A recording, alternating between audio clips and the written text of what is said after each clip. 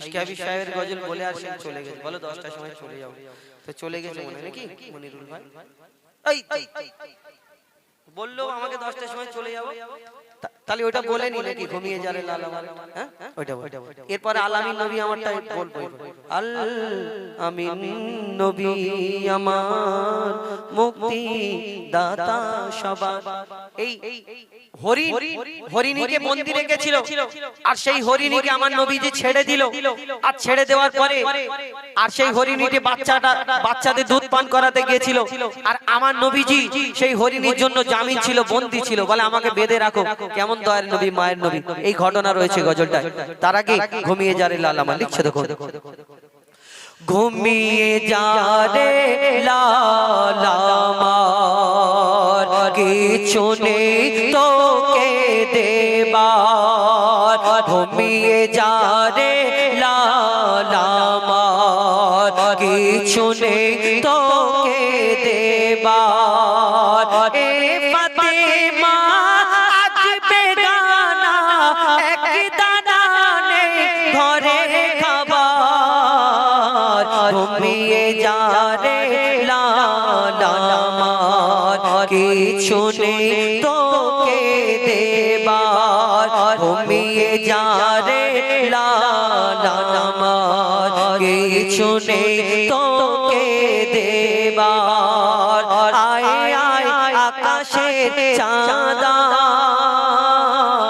এনে চুমা দে পায়, আয় আয় আকাশের চাঁদা এনে চুমা দে পায়।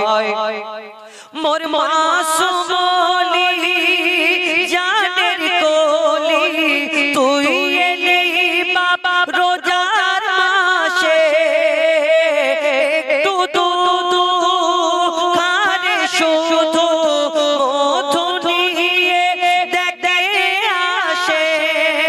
ওরে ওরে মালিকা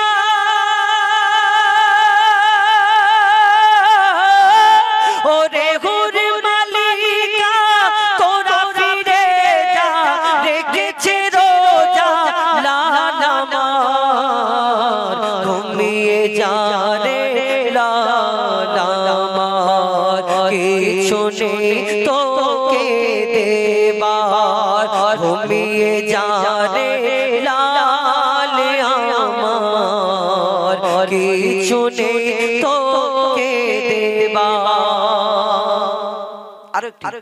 হাবিব সাহেব আল আমিন নবী আমার, এটা হরিণীর ঘটনা। এই আমার দয়ার নবী সেই বন্দী হরিণীকে ছেড়ে দিল, আর শিকারী এসে আমার নবীকে ধরে ফেললো। আমার নবীজি জামিন ছিল, বলে আমাকে বেঁধে রাখো, তোমার হরিণী যতক্ষণ না ফেরে। একটা অবলা হরিণ কি করে ফিরতে পারে, ছেড়ে দেওয়া হরিণ। কি হয়েছিল ঘটনা, কবি ছন্দের মাধ্যমে লিখছে, দেখুন, আল আমিন নবী আমার মুক্তি দাতা সবার, আল আমিন নবী আমার মুক্তি দাতা সবার।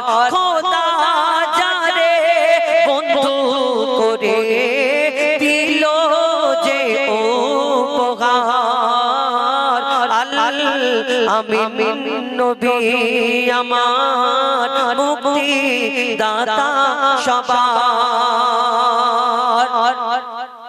পথের ধারে বাধা ছিল অবলা এক বনের হরিণ, পথের ধারে বাধা ছিল অবলা এক বনের হরিণ, যে পথ দিয়ে যেতে ছিলেন আমার প্রিয় নবী করিম, ডেকে বলে নবীজিকে ছেড়ে দাও আজ আমাকে, কচি কচি বাচ্চা আমার, এই কচি কচি বাচ্চা আমার প্যাসে যে আছে বেকরার, আল্লাহ আমিন নবী আমার মুক্তি দাতা সবার। ইয়া রাসূলুল্লাহ, আমার দুটো ছোট ছোট বাচ্চা আছে, এই সময় দুধ পান করে, আমি যদি দুধ পান না করাই এই সময় আমার বাচ্চা দুটো হয়তো ছটফট করছে, ইয়া রাসূলুল্লাহ আমাকে একটু ছেড়ে দিন, আমি দুধ পান করি আবার ফিরে আসবো, আপনাকে কথা দিচ্ছি। আমার নবীজি সেই বন্দি হরিণীকে খুলে দিল, শিকল খুলে দিল। আমার হরিণী যখন ছুটে ছুটে দুধ পান করাতে চলে গেল, সঙ্গে সঙ্গে সেই শিকারী দেখতে পেল যে আমার হরিণীকে ওই একটা মানুষ ছেড়ে দিল। আমার নবীকে এসে ধরে ফেললো, কে তুমি? আমার বিনা পারমিশনে বিনা হুকুমে কেন, আমার বিনা হুকুমে আমার হরিণীকে কেন ছেড়ে দিলে? আমার দয়ার নবী মায়ের নবী, জানাকে এই দুনিয়াতে দয়ার নবী মায়ের নবী বলা হতো এই কারণে যে আমার নবীজি বলছে, শোনো হে ওই শিকারী, তোমার হরিণী যতক্ষণ না ফিরে আসে আমি তোমার কাছে জামিন থাকবো, আমি হাজির থাকবো, এখানে আমি যাব না। দরকার পড়ে আমাকে বেঁধে রাখো, হরিণীর জায়গা আমাকে বেঁধে রাখো, আমি থাকবো তোমার কাছে। তখন সেই শিকারী বলছে, পাগল নাকি, অবলা হরিণ চলে গেল, কেমন করে আসতে পারে?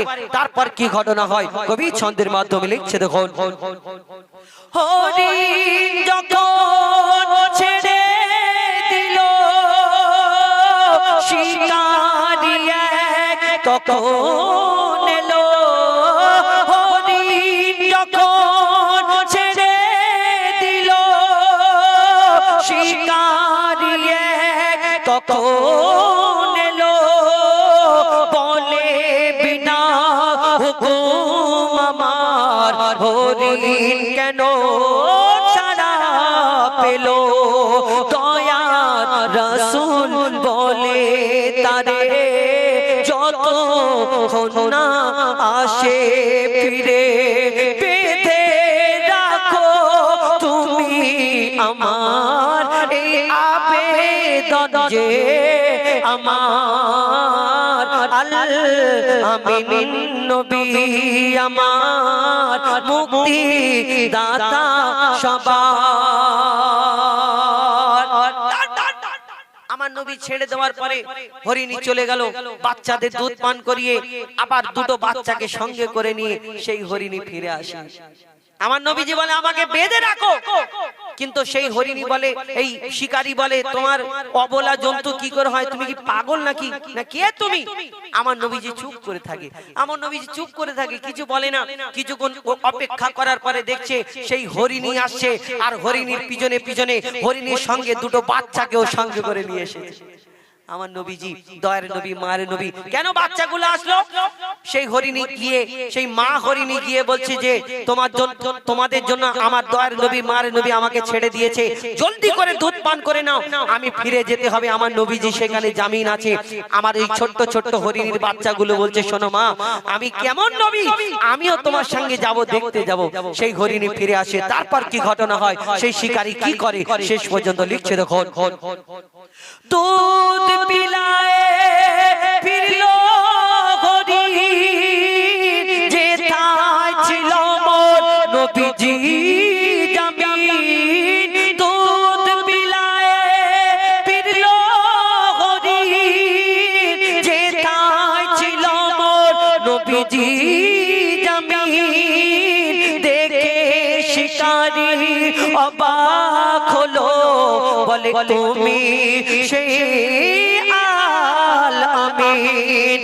অবলা হরিণ কথা বলে, অবলা হরিণ কথা বলে, তুমি যে শেষ নবী হলে।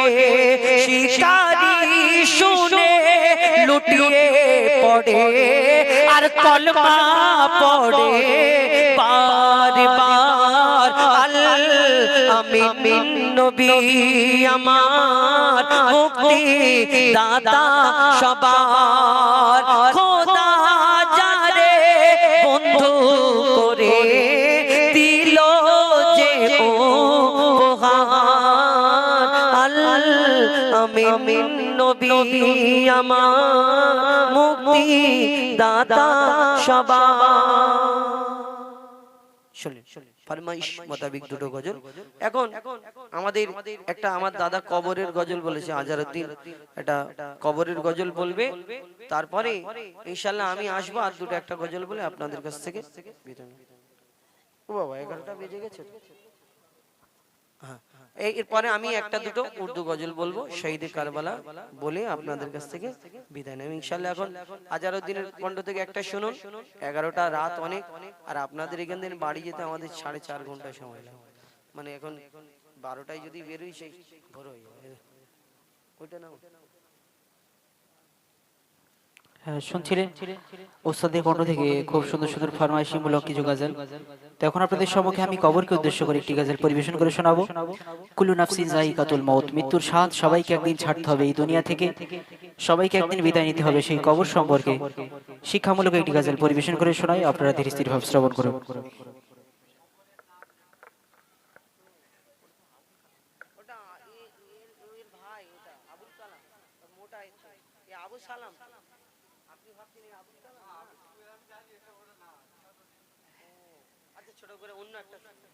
ঠিক আছে, কবর সম্পর্কে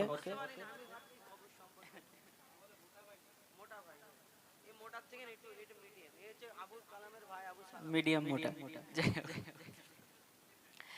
কবরে যেতেই হবে একদিন, তুমি বুঝিও কেন বোঝো না, এ কবর কাউকে দেয়নি রেখায়, তোমাকেও রেখায় দেবে না। কবরে যেতেই হবে একদিন, তুমি বুঝিও কেন বোঝো না, এ কবর কাউকে দেয়নি রেখায়, তোমাকেও রেখায় দেবে না। অতি মূল্যবান কথায় সেই কবরকে উদ্দেশ্য করে লেখক লিখছেন, চাহিয়া দেখো তুমি পিছু ফিরে, একের পর এক সব গেছে গড়ে। চাহিয়া দেখো তুমি পিছু ফিরে, একের পর এক সব গেছে গড়ে। সেটা ঘটে কেউ আর ফেরে না, কবর যে তার শেষ ঠিকানা। বলবো দিদে মা, বলবো দিদে মা, কাজে আসে না, সেটা চাই শুধু আমলের নজরানা। কবরে যেতেই হবে একদিন, তুমি বুঝে কেন বোঝো না, এ কবর কাউকে দেয়নি রেখায়, তোমাকেও রেখায় দেবে না। সেই কবরের মধ্যে কোনো বড়ত্ব মহত্ব চলবে না, সেখানে আমল ছাড়া কিছুই দেখা হবে না। অতি মূল্যবান কথাই কবি লিখছেন, তুমি কার নাতি আর কার বেটা, তোমার কি পরিচয় পায়ো ডাটা। তুমি কার নাতি আর কার বেটা, তোমার কি পরিচয় পায়ো ডাটা। বংশের গৌরব চলে না শেখা, শক্তি বুদ্ধি আর পর ভরসা যদি থাকে গোয়ামল,